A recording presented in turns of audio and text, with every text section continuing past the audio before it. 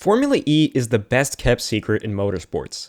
Seriously, although a lot of motorsport fans may regard FE as a bit of a joke, it's a crime how few people appreciate how incredible the series really is. In this video, I'll make the point for you giving Formula E a try, and teach you everything you need to know for this upcoming season beginning in December. So, Formula E is an all-electric open-wheel racing series that ran its first season in 2014 and is about to begin its 12th. Yeah, we count our seasons in numbers because they technically span 2 years, so this next one will be the 2025-2026 season. After starting primarily on street circuits, the series has come a long way in terms of both car development and manufacturer support. If you want to know a bit more about FE's history, I've recapped up to season 4 on my channel, so link to the playlist in the card. But let's get the number one argument out of the way: the sound.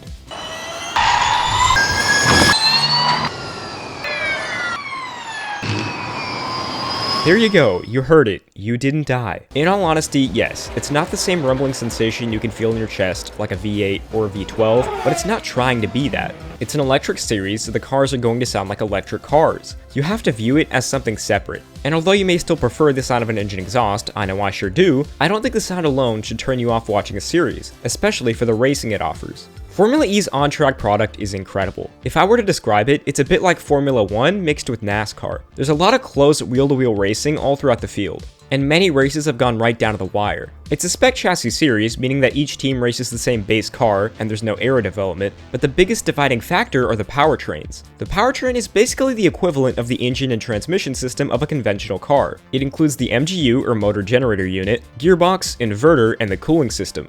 There are a few other areas that can be openly developed, but the powertrains are the main one, with each manufacturer developing their own, and even having customer teams like engine customers in Formula 1. Formula E's regulations change every 4 years, with an evolution package now scheduled every 2 years. This quick turnaround allows for a ton of car development. The current car, the Gen 3 Evo, is in its final year of competition and sports a max power of 350 kilowatts or around 469 horsepower. It also has all-wheel drive and a 0 to 60 of 2.49 seconds, faster than an F1 car. One thing to note though is that the power and 2 to 4-wheel drive are changed depending on what mode the car is in, which we'll get to now. This brings us to the strategic elements of Formula E. The most important factor in dictating how a driver runs a race is energy conservation. Every car starts the race with a little more than half the amount of usable energy needed to complete the race in their batteries. They're able to finish the race by using regenerative braking, which is the collection of kinetic energy by the MGU under lifting and braking. The more energy you save, the more you can go flat out. The best drivers in Formula E are the ones that can balance on-track aggression with careful and meticulous energy conservation.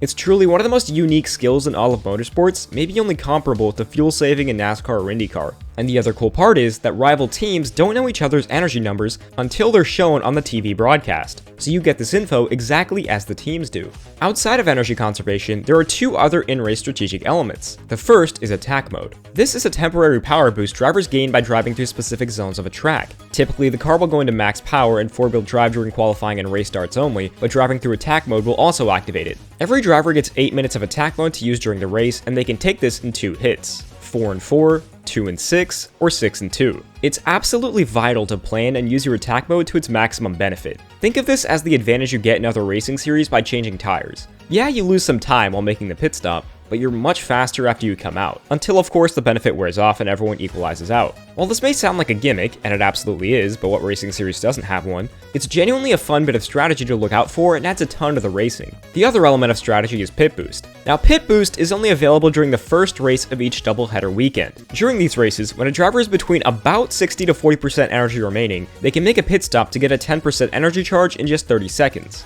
This element is more as a showcase of technology than something that drastically alters the race, but during these races, each driver is required to make 1 pit stop and only 1 attack mode. If this all sounds kind of confusing, don't worry, the TV crew will explain it all when you need to know it, and after about a race, you'll get the hang of it. So now, let's look at the teams and drivers heading into Formula E's 12th season, starting with our defending teams and manufacturers champions in Porsche. After joining FE in 2019, Porsche has become one of the strongest teams in recent years, primarily with Season 10 champion Pascal Wehrlein, who's finished 4th, 1st, and 3rd the last 3 seasons. But this year, he'll have a brand new teammate in Nico Müller. Muller was promoted up from Porsche's customer team Andretti, and will be replacing outgoing Antonio Felix da Costa. In Season 10, Muller was a hidden gem for the backmarker Abt Cupra team, but since being hired as a Porsche driver, his Season 11 campaign was a bit disappointing. Now that he's at the main team, there won't be any excuses. Muller has to perform this year or Porsche may begin to look elsewhere. Speaking of Antonio Felix da Costa, the ex-Porsche driver joins the Jaguar TCS racing team alongside longtime driver Mitch Evans. Jaguar has also been an incredibly strong force in recent years, but last year had a bit of a slow start and tensions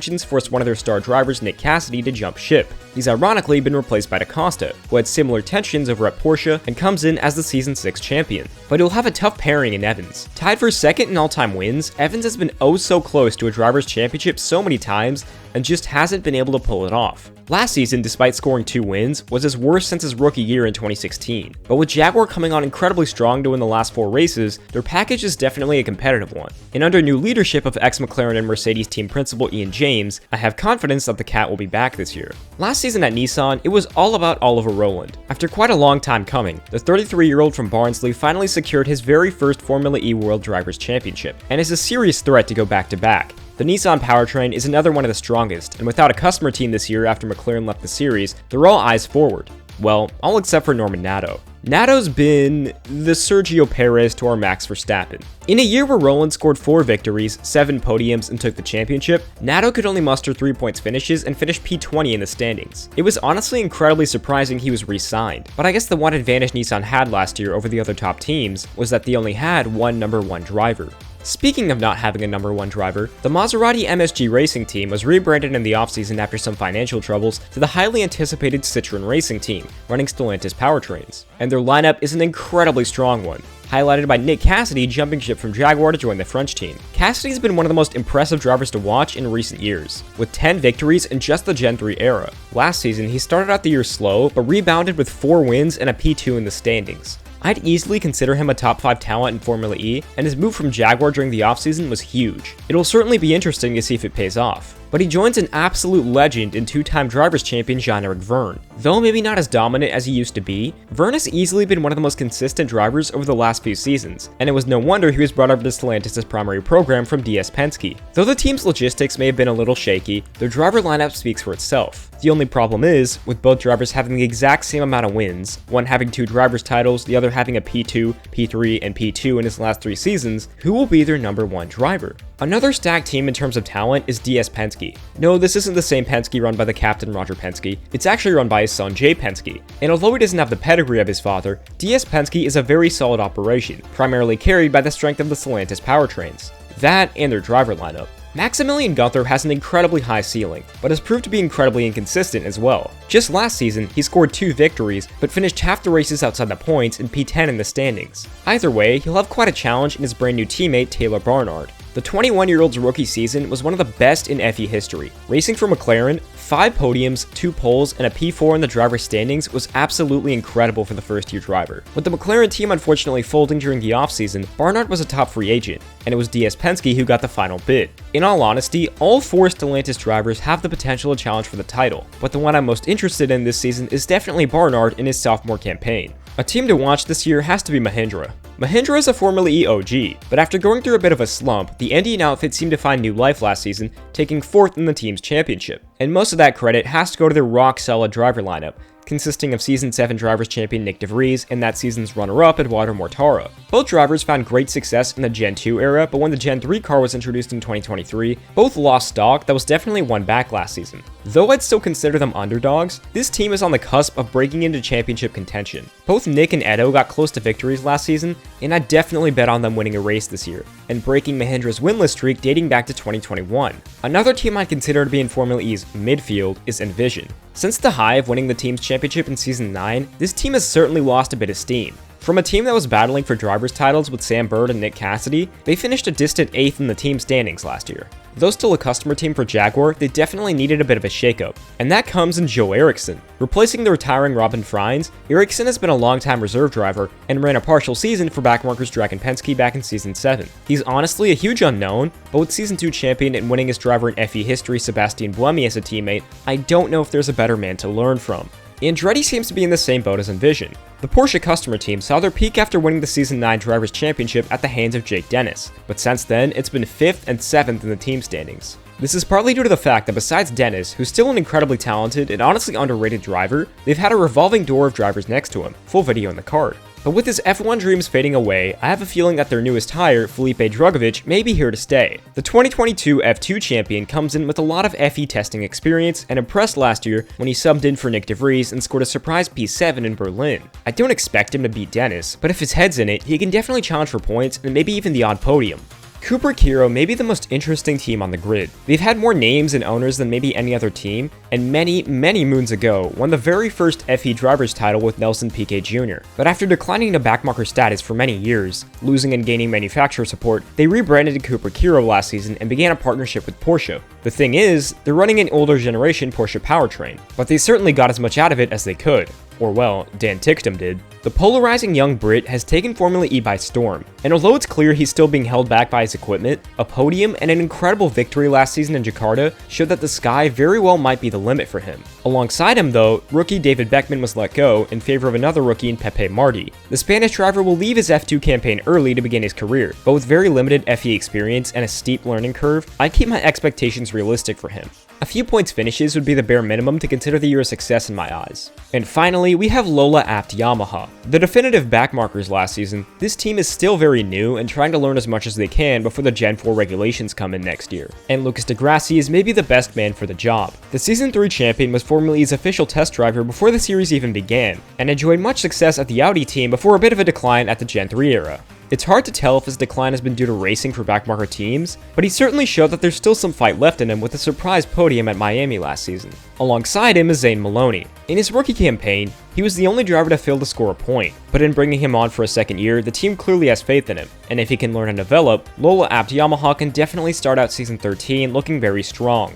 Now, let's get into the calendar. Season 12 will feature 17 races held at 11 venues. We'll begin on December 6th racing in Sao Paulo, Brazil, a former IndyCar circuit around the Sambadrome, then travel to Mexico City for Race 2, a 2.6 kilometer configuration of the Autodromo Hermanos Rodriguez. Then it's off to Miami for Formula E's first race at the Hard Rock Stadium, followed by the first doubleheader of the year at a shortened Jeddah circuit under the lights. Remember that during doubleheaders, one of the races will feature pit boost and only one attack mode. After Jeddah, it's off to Madrid for the first time around the Jarama circuit. Next up is a doubleheader in Berlin at the Tempelhof Airport, a Formula E staple, followed by a doubleheader in Monaco, which in my opinion is Formula E's best circuit. Definitely mark that weekend on your calendar. This is followed up by 2 race weekends in China, the first of which will take place in Sanya, seeing an old circuit revitalized, then a doubleheader at the shortened Shanghai circuit. The penultimate weekend sees a doubleheader at the Tokyo Street Circuit, a very fun little track, and the finale will take place in London at the Excel Centre, one of the most unique circuits in the world, with the cars traveling through the building and a course in the parking lot, right up against the water.